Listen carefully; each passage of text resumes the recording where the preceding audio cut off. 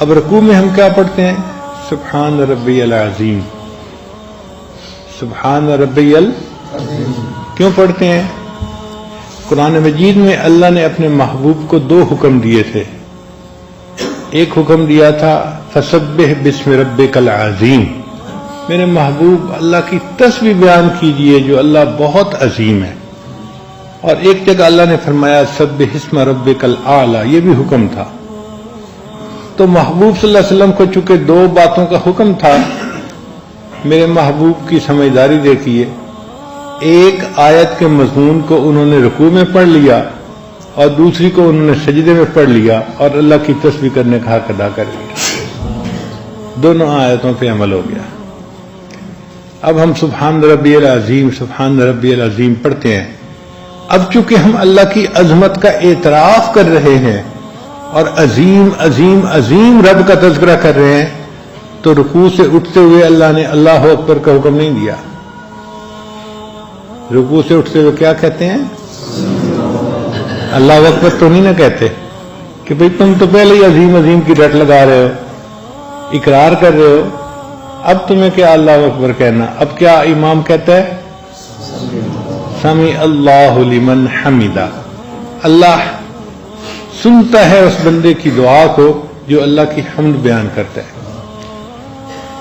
جب امام نے یہ کہا تو مقتدی کیا رکوع سے اٹھتے ہوئے کیا کہتا ہے؟ ربنا لک الحمد. سبحان اللہ. آپ دیکھیے کیا قسمت کا جوڑ ہے کہ اللہ کے محبوب صلی اللہ علیہ وسلم نماز پڑھا رہے ہیں اور نماز پڑھاتے ہوئے محبوب صلی اللہ علیہ وسلم رکوع سے اٹھتے ہیں اور فرماتے ہیں سمع اللہ لمن حمدہ، اللہ نے سن لی اس بندے کی دعا جس نے اللہ کی حمد بیان کی. اور جیسے محبوب یہ الفاظ کہتے تھے، صحابہ کرام اسی وقت کہتے تھے ربنا لک الحمد. کیا مقدر تھے صحابہ کے. ادھر نبی علیہ السلام یہ کہہ رہے ہیں کہ اللہ نے سن لی اس کی دعا جس نے اللہ کی حمد بیان کی، اور اس فکرے کے فوراً بعد صحابہ کہتے تھے ربنا لک الحمد، اے اللہ سب تعریفیں آپ ہی کے لیے ہیں. اس لیے یہ عظمت صحابہ والی کسی غیر صحابی کو حاصل نہیں ہو سکتی. ان کو یہ نعمت اللہ نے عطا فرمائی. اچھا، اب ربنا لک الحمد کر کے ہم نے اللہ کی حمد تو بیان کر دی. پھر اللہ نے فرمایا میرے بندو، تم نے اپنا سر میرے سامنے جھکایا ہے، لیکن ابھی تم نے سر کو پامال نہیں کیا. اس کو پامال کرنا ہے، اس کو مٹانا ہے. یہ جو میں ہے نا تمہاری، اس کو مٹاؤ گے تو تمہیں بندگی کا مقام حاصل ہوگا. تو ابھی تو بس سر کو یوں جھکایا ہے رکوع میں، کوئی میں تھوڑا مٹی ہے. اللہ اس میں کو کیسے مٹائیں؟ فرمایا اس میں کو مٹاؤ، میرے قدموں پہ سر رکھ دو.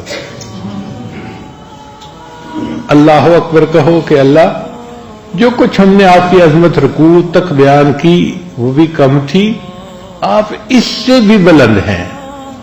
اس لیے سجدے میں جاتے ہوئے پھر کیا کہا؟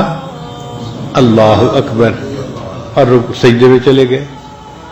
اب یہ سجدہ جو ہے نا یہ فنا کی علامت ہے، اور سجد سے اٹھنا یہ بقا کی علامت ہے. تو اللہ چاہتے ہیں کہ میرے بندو تم اپنی میں کو مٹا دو. میں کیسے مٹی؟ ذرا یہ بھی سمجھنے والی بات ہے. مشائخ چشت نے کتابوں میں لکھا کہ انسان کا جو نفس ہے نا وہ ناف سے نیچے کی جگہ پر ہے. اور آپ جانتے ہی ہیں کہ اکثر خواصیں جو ہم کرتے ہیں وہ ناف کے نیچے والے حصے سے تعلق رکھتی ہیں. اسی کی وجہ سے بدنظری ہوتی ہے، اسی کی وجہ سے غلط تعلقات ہوتے ہیں، اسی کی وجہ سے ساری مصیبتیں ہوتی ہیں.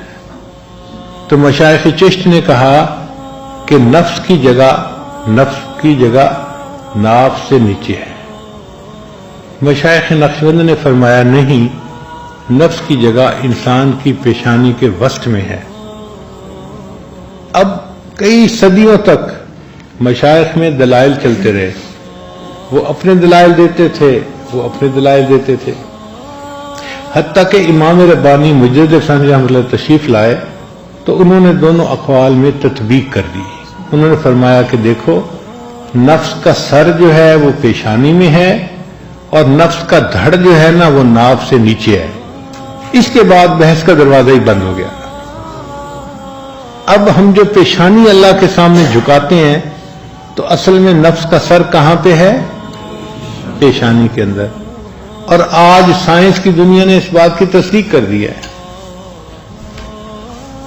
وہ کیسے؟ انسان کا دماغ جو ہے نا اس کے کئی حصے ہیں.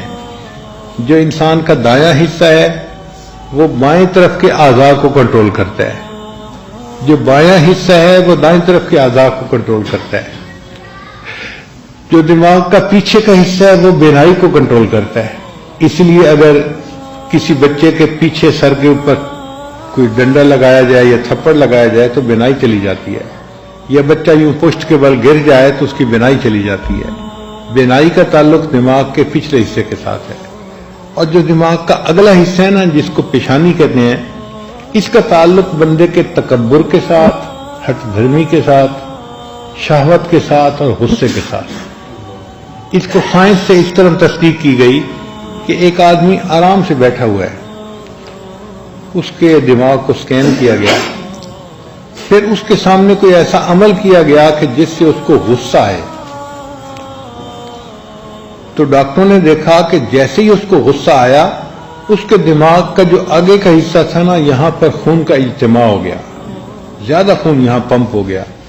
اس کا مطلب یہ کہ دماغ کے اس حصے کے ساتھ غصے کا، تکبر کا، ہٹ دھرمی کا، میں کا تعلق ہوتا ہے. اب جس حصے کے ساتھ میں کا تعلق تھا مشائخ نے کشف کے ذریعے سے پہچان لیا کہ یہ انسان کا نفس ہے، اور اللہ نے کہا اسی نفس کو تم اللہ کے سامنے پامال کرو اور سجدے کے اندر جھکاؤ.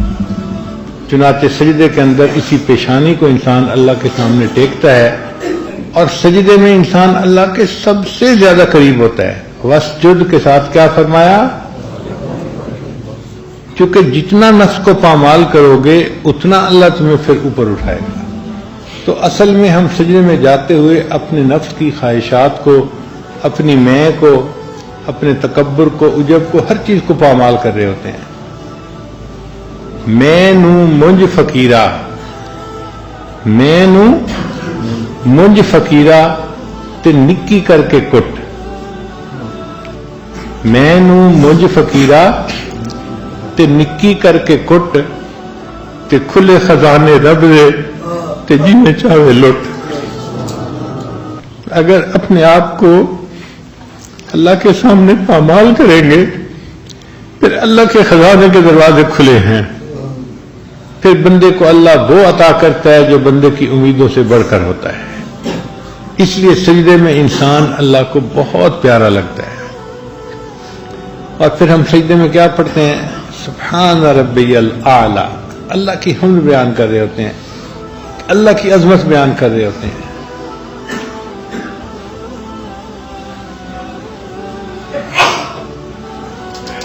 ہم تو 3 دفعہ پڑھتے ہیں سجدے میں سبحان ربی الاعلی، اب جان چھڑاتے ہیں. لیکن ہم نے مشائخ کے بارے میں کتابوں میں پڑھا پوری رات سجدے میں گزار دیتے تھے. میرے آقا صلی اللہ علیہ وسلم نے ایک مرتبہ اتنا لمبا سجدہ کیا کہ سیدہ صدیقہ عنہا فرماتی ہیں کہ میں بستر پہ انتظار میں تھی مگر محبوب صلی اللہ علیہ وسلم بالکل بے حس و حرکت سجدے میں پڑے تھے. میں اٹھی اور میں نے آپ صلی اللہ علیہ وسلم کے پاؤں کے انگوٹھے کو ہلایا یہ جاننے کے لیے کہ زندگی کے آثار تو ہیں نا. اتنا لمبا سجدہ کہ دیکھنے والا سمجھتا تھا کہ شاید روح ہی نکل گئی ہے. اللہ کے سامنے سر جھکا کے پڑے رہے. اب یہ جو سجدے کا مزہ ہے نا یہ ہر کسی کو حاصل نہیں ہوتا. اس کا تعلق محبت کے ساتھ ہے. جس کے دل میں محبت کا جوش ہوتا ہے اس کو سجدے کا مزہ آتا ہے. وہ ایک سجدہ جسے تو گراں سمجھتا ہے 1000 سجدوں سے دیتا ہے آدمی کو نجات. ایک سجدہ انسان محبت کا اللہ کے سامنے کر لے اللہ جگہ جگہ اس کو سجدہ کرنے سے محفوظ فرما لیتے ہیں. علامہ اقبال فرماتے ہیں سنی نہ مصر و فلسطین میں وہ اذاں میں نے دیا تھا جس نے پہاڑوں کو راشع سیماب. سیماب کہتے ہیں پارے کو، اور پارے کی یہ صفت ہے کہ وہ ہر وقت تھراتا رہتا ہے، کانپتا رہتا ہے، رکتا نہیں ہے۔ تو علامہ اقبال فرماتے ہیں کہ میں نے مصر اور فلسطین میں وہ اذان نہ سنی کہ جس اذان کو سن کر پہاڑ بھی پارے کی طرح تھرتھرانے لگ جاتے تھے۔ سنی نہ مصر و فلسطین میں وہ اذان میں نے، دیا تھا جس نے پہاڑوں کو راشا سیماب، وہ سجدہ روح زمین جس سے کانپ جاتی تھی، اسی کو آج ترستے ہیں منبر و محراب۔ ایسے بھی لوگ تھے سجدہ کرتے تھے زمین کانپ جاتی تھی۔ آج ہم غفلت کے سجدے کرتے ہیں، ٹکرے مار رہے ہوتے ہیں۔ اللہ کو ان ٹکروں کی کوئی ضرورت نہیں ہے۔ اللہ چاہتے ہیں میرے بندے تم نے نماز ادا کرنی ہے تو پھر سجدہ کرو محبت کے ساتھ۔ یہ مرغے کی طرح ٹکرے لگانے کا کیا فائدہ؟ کاش کہ ہمیں محبت کا سجدہ کرنا نصیب ہو جائے۔ شاعر نے ایک عجیب مضمون کہا ہے، میں نے پلکوں سے در یار پہ دستک دی ہے، یعنی پلکوں سے جو آنسو گرتے ہیں نا، تو آنسو تو ٹپ ٹپ گر رہے ہوتے ہیں، وہ کہتا ہے اصل میں یار کے دروازے پر یہ تھپ تھپ ہو رہی ہوتی ہے کہ جیسے دروازہ کوئی کھٹکھٹا رہا ہے، دروازہ کھولو۔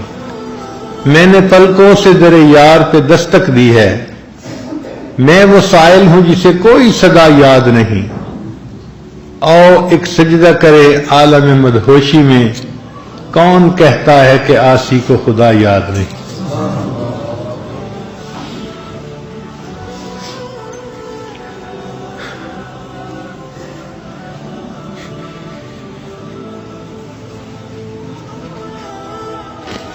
اللہ تعالیٰ ہمیں بھی یہ کیفیت عطا فرمائے کہ ہم بھی اس طرح محبت میں ڈوب کے اللہ کے سامنے سجدہ کریں۔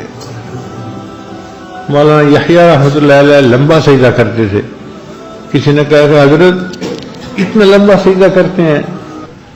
فرمانے لگے کہ میں سجدہ کرتا ہوں تو میری یہ کیفیت ہوتی ہے، میں نے محبوب کے قدموں پہ سر رکھ دیا، میرا سر اٹھانے کو دل نہیں چاہتا، اتنی محبت۔ یہ ایک سجدہ بھی ہمیں نصیب ہو گیا تو وہ ہمارے لیے بخشش کا ذریعہ بن جائے گا۔ اور آج ہمارے سجدوں کی کیا حالت ہے؟ شاعر نے کہا بزمیں چو سجدہ کردم ز زمین ندا برآمد، کہ میں نے زمین پہ جو سجدہ کیا تو زمین سے یہ آواز آئی کہ مرا خراب کر دی تو بس سجدہ رعائی، اور رعا کے سجدہ کرنے والے تو نے مجھے بھی خراب کر ڈالا۔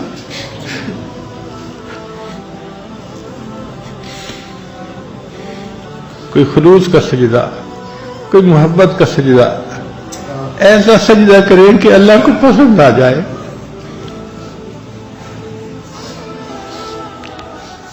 ہمارے اکابر نے تو تلواروں کے سائے کے نیچے سجدے کیے اور سجدے میں ان کو شہادت ملی۔